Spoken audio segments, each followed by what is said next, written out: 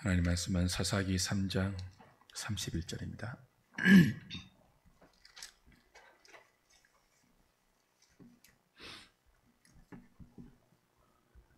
구약 성경 365페이지 사사기 3장 31절 한 절 말씀 같이 읽겠습니다. 시작.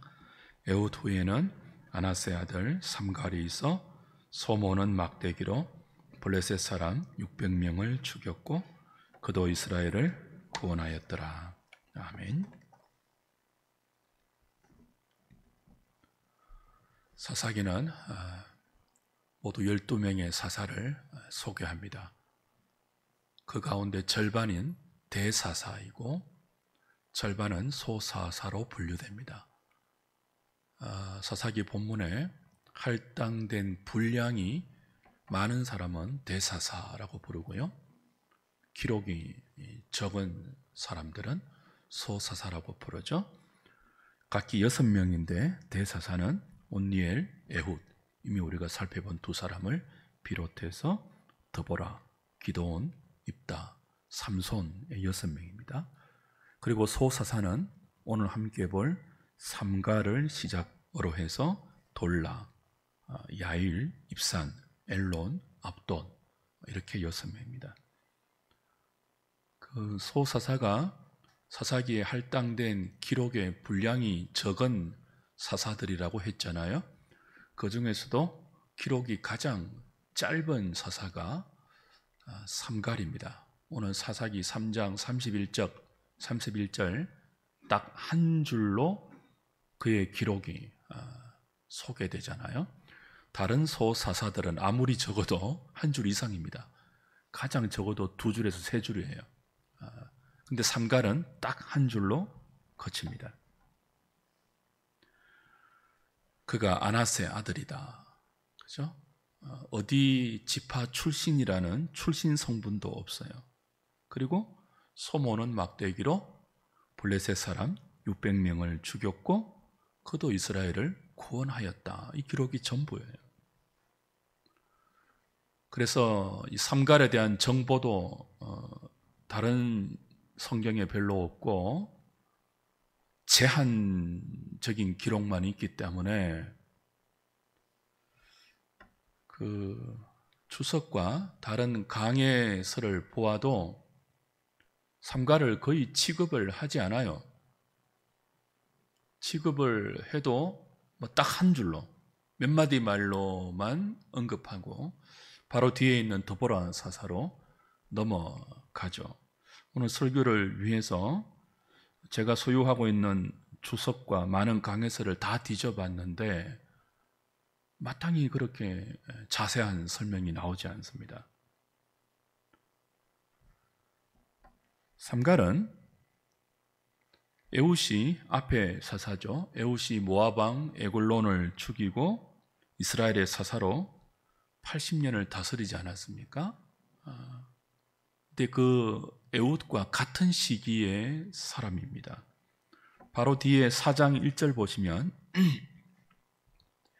에훗이 죽으니 이스라엘 자손이 또 여호와의 목전에서 악을 행하고 하나님께서 가나안 왕 야빈의 손에 그들을 팔아서 그렇죠? 고통과 학대를 허락했다. 그리고 이스라엘이 부르짖을 때 4장 4절에 보면 하나님이 세우신 사사가 누구예요? 여선지자 드보라예요. 그러니까 사사기 본문은 에훗이 죽은 이후에 이스라엘을 구원하는 사사로 드보라를 들어요. 오늘 삼갈은 사사라는 명칭이 없잖아요. 그렇죠? 단지 에훗 후에, 에훗이 죽었다는 말이 아니라 에훗 후에 4장 1절은요, 에훗이 죽고 나서 다음 사사는 드보라다. 그렇게 연결된단 말이에요. 그래서 학자들 사이에는 이 삼갈이 사사가 맞느냐라는 논쟁도 있습니다. 그러나 이스라엘을 구원했다라는 기록을 볼 때 삼갈도 사사로 보는 것이 합당하죠. 여하튼 3장 31절과 4장 1절과 4장 4절을 연결시켜 보면요, 에훗이 죽은 이후에 이스라엘의 사사는 여자 사사 드보라이고요, 삼갈은 에훗과 동시대의 사사라고 볼 수 있습니다. 근데 한 시대에 두 명의 사사가 존재하기는 어색하니까 3장 31절에 삼갈을 사사로 부르지는 않았어요. 그런데 에훗 후에, 그리고 에훗이 죽은 후에는 드보라가 등장하니까 에훗 후에 이 삼갈이 활동했던 것은 기정사실 같아요. 근데 왜 사사라고 명하지 않았느냐? 왜 한 시대에 두 명의 사사가 존재할 수 있느냐라는 물음은요, 이렇게 해결할 수 있습니다. 삼갈의 활동은 소모는 막대기로 블레셋 사람 600명을 쳐 죽인 그 활동밖에 없기 때문에 지속적인 사사의 활동이 아니라 단회적인 이 한 번의 사건만 블레셋의 그 전쟁과 블레셋과의 싸움에서 고통하는 이스라엘을 구원한 이 사건에만 사사의 역할을 한 일회성 사사, 그렇게 보는 것이 적절할 것 같아요.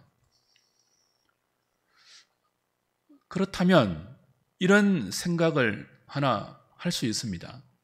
3장 30절에 보시면요, 지난주에 보았지만 그날에 모압이 이스라엘 수하에 굴복하며 그 땅이 80년 동안 평온하였더라. 이제 둘째 사사 에훗이, 그죠? 모압 왕 에글론을 죽이고 모압의 압제에서부터 이스라엘을 구원하지 않습니까? 그리고 80년 동안 평온했대요, 그 땅이. 그 에훗이 살아있는 80년 동안 이스라엘이 태평했어요. 평강했어요. 그런데 31절 보면 에훗 후에 나타난, 아니 에훗과 동시대이지만 에훗 후에 아날의 아들 삼갈이 블레셋 사람과 싸웠잖아요. 그리고 5장 6절 보세요. 5장 6절.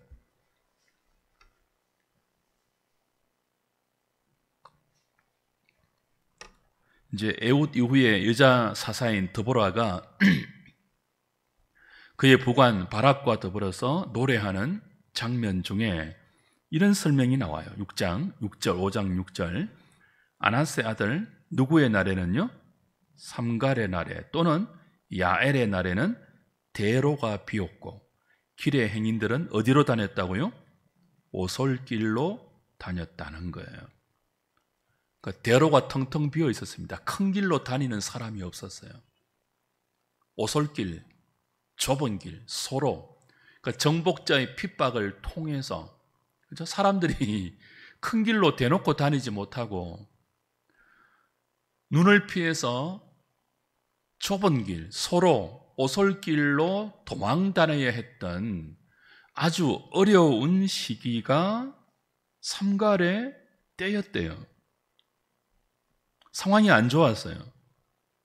에훗과 삼갈이 동시대 사람이기 때문에 에훗의 활약으로 모압 왕 에글론을 죽이고 모압의 항복을 받아내었지만 오늘 삼갈이 블레셋과 싸운 것을 볼 때 블레셋의 침공이 있었고 도발이 있었고 그로 말미암아 사람들이 큰 길로 다니지 못하는, 소로로 숨어서 다닐 수밖에 없는 좋지 않는 상황이었어요. 드보라의 노래가 그걸 입증해 주고 있지 않습니까? 그런데 3장 30절은 80년 동안 태평했다 그러거든요. 아니, 사람들이 큰 길로 다니지 못하고 블레셋이 무서워서 좁은 길로 소로로 숨어 다닐 수밖에 없었던 시대인데 어떻게 태평할 수 있습니까? 성경이 말하는 평안, 성경이 말하는 태평은 전쟁과 싸움과 도발의 유무로 따지지 않습니다. 도발이 있어도, 싸움이 있어도, 큰 길로 다니지 못하고 좁은 길로 숨어 다녀야 하는 그런 긴장과 어려움이 있어도 그 속에서도 함께 하시는 하나님으로 말미암아 애국 같은 삼갈 같은 구원자가 있느냐에 따라서 그 시대 전체를 통으로 태평하냐 그렇지 못하냐라고 판정해요. 사실 우리의 삶이 그렇지 않습니까? 우리는 평안을 약속받은 사람이에요. 하늘의 평안을. 내가 주는 평안은 세상이 주는 평안과 같이 아니한데, 그죠? 부활하신 예수님께서 숨을 내쉬면서 우리에게 성령을 받으라, 평안이 너에게 있기를 원한다 그랬잖아요. 그러니까 우리가 평안의 사람인데, 주님이 우리에게 주시는 평안은요, 고요한 찻잔과 같은 흔들림 없는, 아무 일도 일어나지 않는, 우리 주변에 어떤 싸움과 긴장과 도발도 없는 그저 저 푸른 초원 위에 그림 같은 집을 짓고 아침에는 뜨는 해를 바라보고 커피 한잔하고 저녁이면 일몰의 석양의 아름다움을 느끼면서 휘파람 불고, 그런 경치가 성경이 우리에게 약속하는 평안이 아니에요. 우리에게는, 성도에게는, 교회에게는요, 늘 크고 작은 세상과의 피할 수 없는 본질적인 싸움이 있지 않습니까?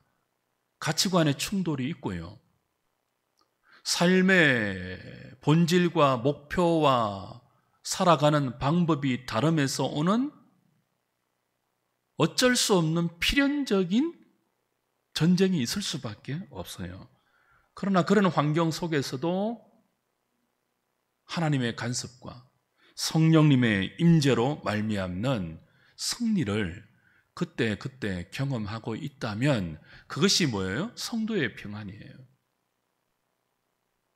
에훗이 사사로 통치하는 기간, 이스라엘이 80년의 태평을 누렸는데요, 그 태평은 어떤 태평이었다고요? 전쟁이 없는, 블레셋의 도발이 없는 태평이 아니고요, 블레셋이 쳐들어와서 사람들이 대로로 다니지 못하고 서로로 숨어서 다녀야 할 정도로 편치 않는 환경이었지만, 그때 누가 나타났다고요? 하나님이 세우신 농부 삼가를 세워서 소모는 막대기로 그들을 편치 않게 만드는 블레셋의 600명의 용사를 쳐서 죽였다.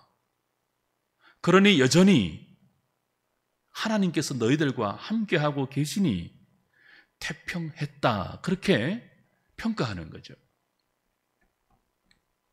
오늘 저와 여러분도 끝없는 세상에 도발이 있습니다. 유혹도 있고요.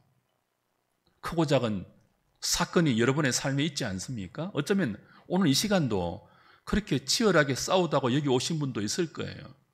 그러나 우리가 언제나 하나님과 함께하고 있다면, 하나님께서 우리를 통해서 우리가 겪고 있는 이 수많은 크고 작은 도발과 세상과의 싸움에서 하나님이 개입해 주시고 우리에게 성령의 능력으로 승리할 수 있는 경험을 주신다면 우리는 어떤 사람이라고요? 평강의 사람이에요. 그런 태평의 사람, 평강의 사람 될 수 있기를 주님의 이름으로 축복합니다. 싸움을 피하지 마세요.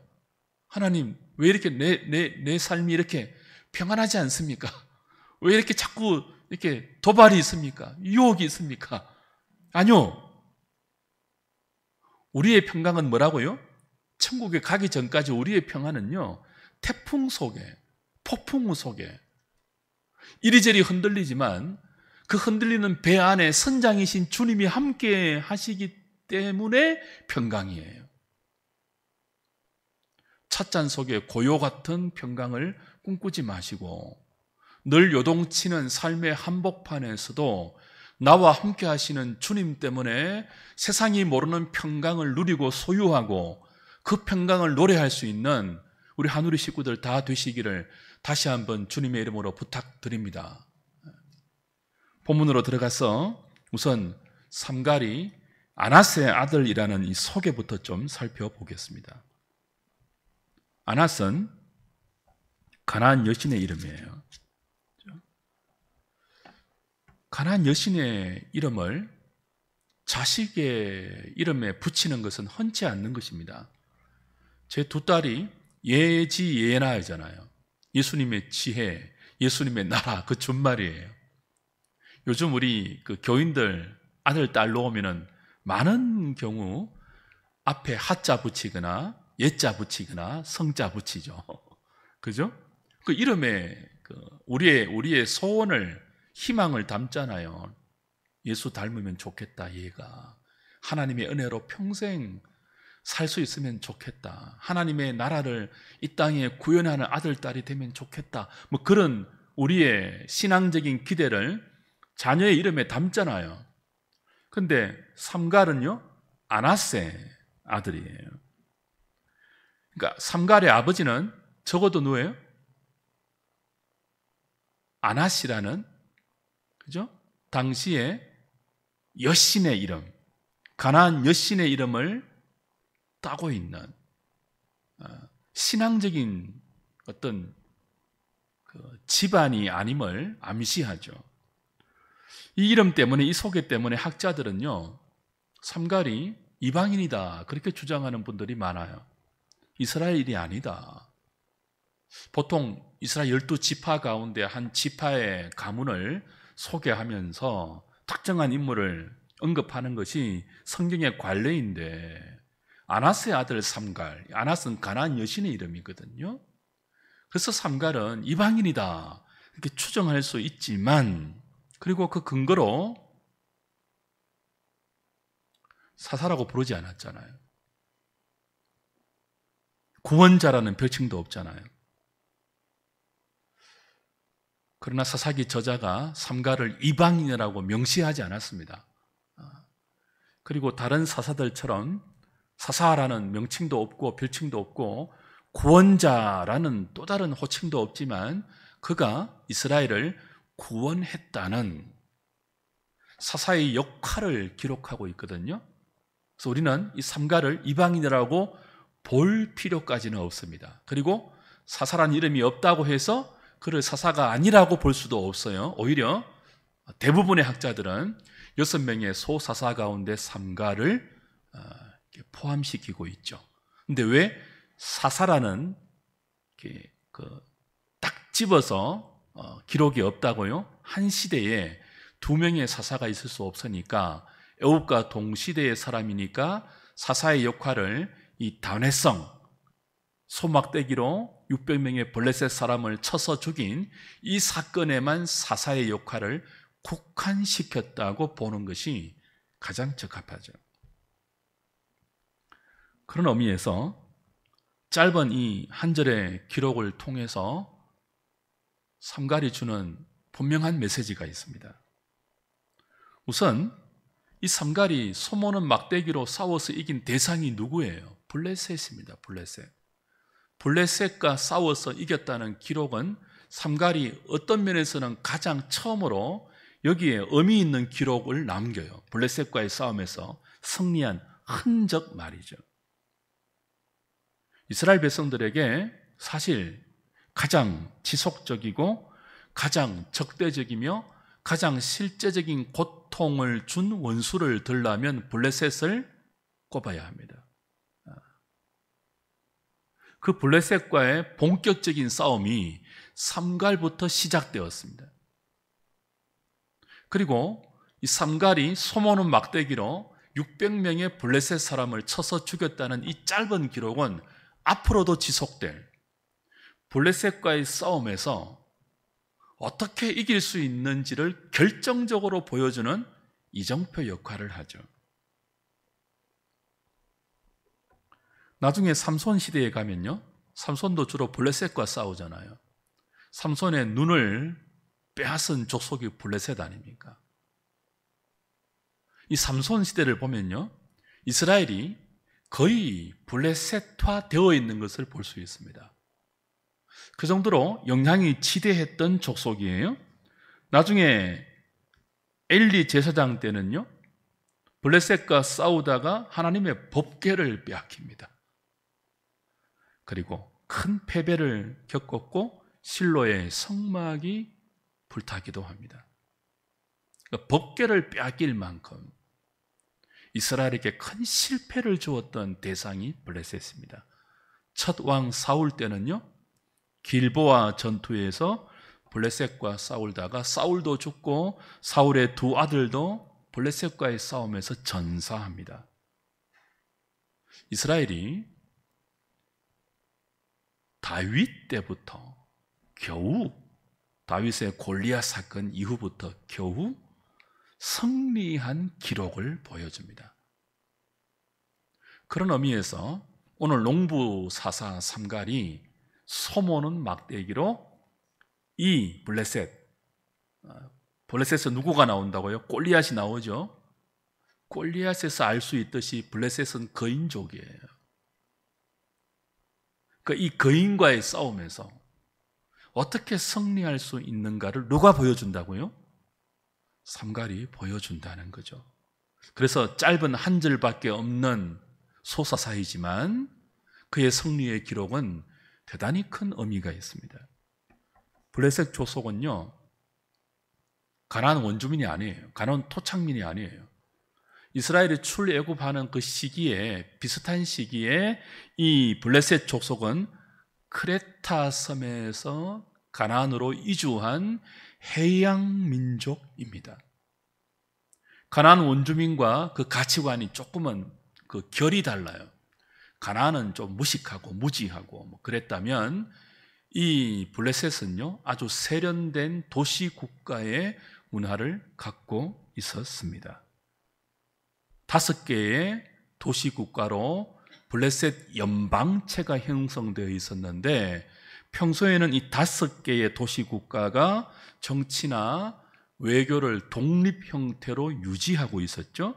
그리고 전쟁이나 어떤 위기 상황이 있으면 힘을 합치는 굉장히 건대적인 정치 형태를 갖고 있는 아주 세련된 족속이, 거기에다가 힘도 센 족속이 블레셋입니다. 다곤이라는 우상을 섬겼지만, 그죠? 골리앗에서 볼 수 있듯이 거대한 힘을 소유했고 그 자신들의 힘을 숭상했던, 그 힘으로 무엇이든지 할 수 있다고 믿었던 지독한 인간 중심의 가치관, 요즘 말로 하면 인본주의 사상을 가진 공동체가 블레셋입니다. 그런 면에서 블레셋은요, 나중에 이제 이스라엘이 포로로 잡혀가서 고통당하는 바벨론과 더불어서 세상의 가치관을 대변하는 대표적인 성경의 이방 혹은 족속 나라라고 볼 수 있죠. 블레셋, 바벨론, 그렇죠? 전부 뭐예요? 우상을 숭배하는 동시에 그들의 힘을 숭상하는, 자기의 힘으로 무엇이든지 할 수 있다고 믿는, 하나님 없는 대표적인 세속 국가의 가치관을 대변하는 것이 블레셋입니다.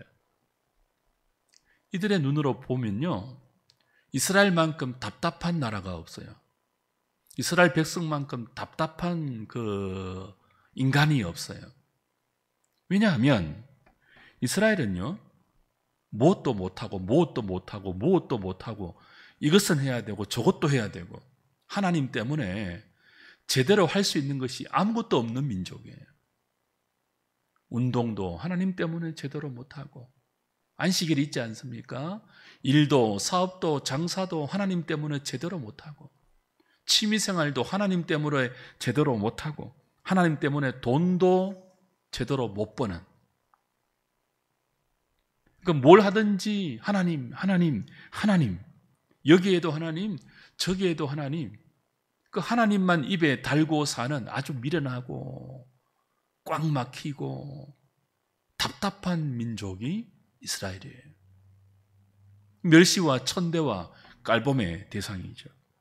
자기들은요, 자기들의 힘으로 골리앗 아닙니까? 골리앗. 나중에 골리앗이 여호와를 모독하지 않습니까? 이 사람들의 눈으로 보면요, 이스라엘이 진짜 우스운 민족이에요. 눈에 보이지도 않는 그 여호와 하나님 때문에 아무것도 제대로 하지 못하는, 빌빌거리고 삼류 인생이고 루저 같아 보이고, 이 자신들은요 무한한 가능성을 가지고 있다고 믿었죠. 자기가 하고 싶으면 골리앗 같은 힘을 바탕으로 해서 무엇이든지 시도해 볼 수 있는 그 인본주의 가치관의 우두머리라고 할 수 있는 족속이 블레셋입니다.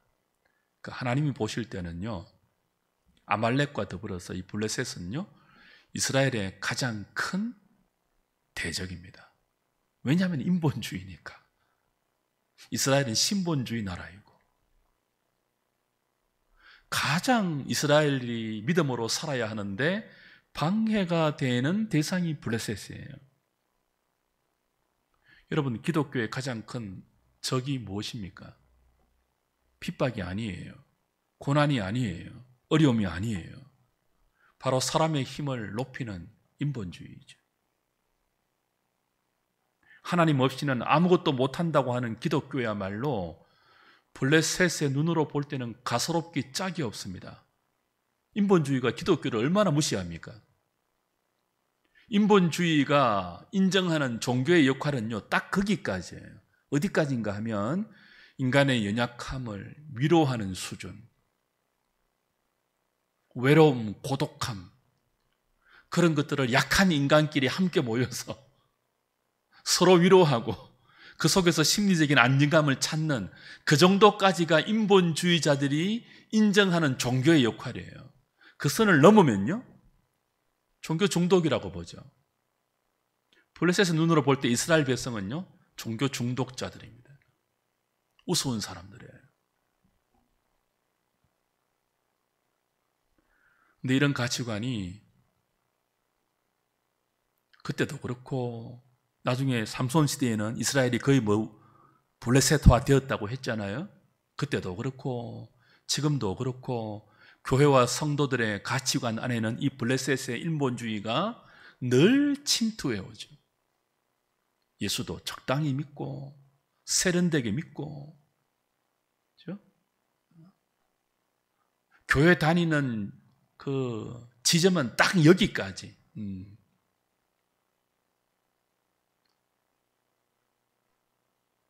내가 외로울 때, 힘들 때, 내가 약할 때 의지할 수 있는 절대자를 찾아서 내 삶에 안정감을 주는 그 역할까지만 인정하는. 그런데 여러분, 현대 교인들 가운데 기독교 신앙을 딱 그 정도 수준으로 인정하는 분들이 얼마나 많아요. 교회를 딱 그 지점까지만 다니는 분들이 얼마나 많아요. 그런 사람들에게는요 아무런 일이 일어나지 않아요. 소모는 막대기로 하나님을 비웃는 블레셋을 600명 쳐 죽인 이 일의 의미를 그들은 도무지 몰라요. 하나님은 출신을 알 수 없는 아나스의 아들 삼갈, 농부, 소모는 막대기. 이게 소모는 막대기는 어떤 사람은 목동이라고 주석하는데요, 저는 반대해요. 그 당시 양을 모는 목동은 있었지만 소를 모는 목동은 없었어요. 소를 양처럼 대단위로 이렇게 키우는 그런 양의 목동의 형식은 그 당시에 없었거든요. 이스라엘 안에. 그러니까 소 모는 막대기는 한두 마리의 소, 농사하는 소 있잖아요. 그 소에 있는 어떤 농기구의 부속물, 그렇게 해석하는 것이 더 적절해요. 그러니까 삼갈은 목동이 아니고 농부이죠, 농부. 그 농부의 농기구 중에 하나인 소모는 막대기로 거대한 블레셋 용사 600명을 한 번에 쳐서 죽인 이 놀라운 하나님의 일. 블레셋을 이길 수 있는 방법은 언제나 여기에 있습니다. 삼갈이 블레셋 사람 전부를 죽이지 않았습니다. 딱 600명입니다. 그것도 딱 한 번에. 이것은요, 앞으로도 지속적으로 이스라엘이 겪게 될 블레셋과의 긴장, 블레셋과의 부딪힘, 그들과의 싸움, 그 싸움에서 이길 수 있는 유일한 방법이 여기 삼갈에 있다는 뜻이죠. 사람의 수, 무기, 군사 거기에 달려있지 않고요, 하나님께서 성령의 능력으로 힘을 주실 때, 여러분 생각해 보세요. 한 사람이 600명을 쳐서 죽였어요. 그것도 골리앗 같은 용사들을, 거인들을. 이 성령의 능력으로 밖에는 해석이 안 되는 부분이에요. 그죠? 그러니까 앞으로 이스라엘이 오고 오는 세대 가운데 이 인본주의로 무장한, 하나님을 멸시하고 주를 믿는 백성들을 조롱하는, 이들과 싸워서 승리할 수 있는 유일한 비결은 성령에 사로잡히는 것밖에 없다. 그걸 지금 가르쳐주고 있죠. 누구를 통해서요? 일회성 사사 삼갈을 통해서 말입니다. 그가 늘 평소에 농사할 때 사용했던 소모는 막대기, 그걸 통해서 말이에요. 하나님의 나라는 말에 있지 않습니다. 하나님의 나라는 능력에 있습니다. 그 능력이 뭐예요? 성령의 능력이에요. 성령의 능력이 뭡니까? 구약과 신약의 성령이 역사하는 방법이 조금 다르죠. 지금 우리 신약 시대에는 성령이 우리 안에 내주해서 떠나지 않잖아요.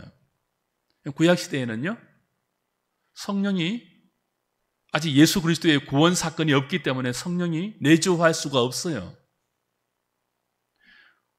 우리 외부에서 필요할 때마다 성령이 권능으로 역사하셨죠.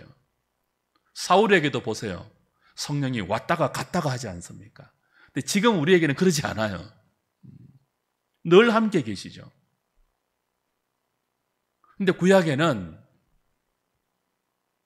성령이 임해서 그 성령의 능력으로 위대한 승리를 경험하기도 하고, 그 성령이 떠난 후에 삼갈은요, 다른 기록이 없잖아요. 다시 평범한 농부로 돌아갔죠. 그것을 통해서 하나님 말씀하고 싶은 거예요. 주의 백성들이, 이스라엘이 앞으로 지속적으로 이 블레셋과 부딪히게 될 터인데, 그래서 대로로 다니지 못하고 서로로 숨어서 다닐 정도로 고통을 겪기도 할 터인데, 그때마다 무엇을 기억하라는 거예요? 출신도 모르고 지파도 밝힐 수 없는 초라한 농부, 소모는 막대기 외에는 손에 들린 것도 없는 그런 보잘것없는 농부 삼갈을 통해서도 하나님이 성령의 능력을 주시면 모든 이스라엘이 벌벌 떨고 소로로 좁은 길로 숨어서 다니는 그런 두려운 블레셋이라 할지라도 한 번에 뭐예요? 600명을 쳐서 죽일 수 있다는 메시지죠. 성령의 능력, 그 능력을 덧입으라는 거예요. 그 외에는 이 인본주의를 이길 수 있는 다른 길이 전혀 없다는 뜻이에요.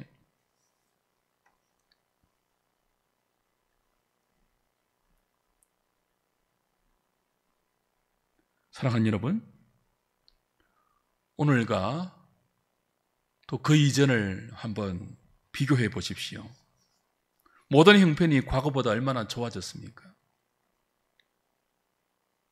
근데 왜 현대 그리스도인은 예전에 비해서 현저하게 세상에 굴복하고 있을까요? 교회 숫자는 많아지고 밤하늘의 십자가의 붉은 빛은 얼마나 도시를 장식하고 있습니까? 평양 대부흥 운동 때와 비교해서 그리스도인의 숫자는 뭐 지금 많이 줄었지만 비교할 수 없이 늘지 않았습니까? 근데 왜 이 교회가 주는 근본적인 힘은, 성도들이 세상을 이기는 이 영적인 힘은 현저하게 약화되었을까요? 왜 교회가 세상의 손가락질을 받고 조롱을 받고 수욕의 대상이 되었을까요? 배가 불렀어입니다.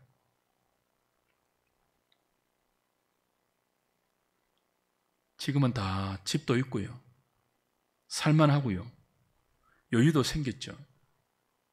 근데 마음의 불만은 얼마나 많습니까? 과거에는 집도 없고 끼니도 걱정해야 되고 차도 없고 그런 시대였는데도 교인들이 불만이 별로 없었습니다. 틈만 나면 기도했고,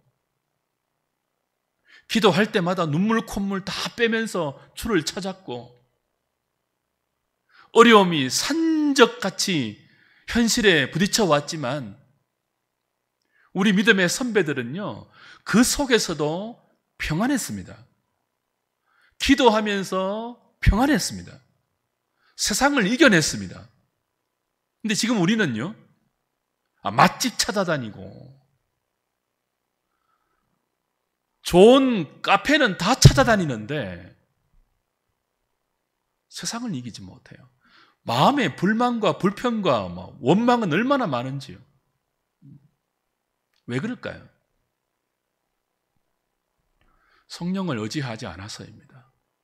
세상에 너무 배가 불러 있어서 그런 것 같아요, 제가 보기에는.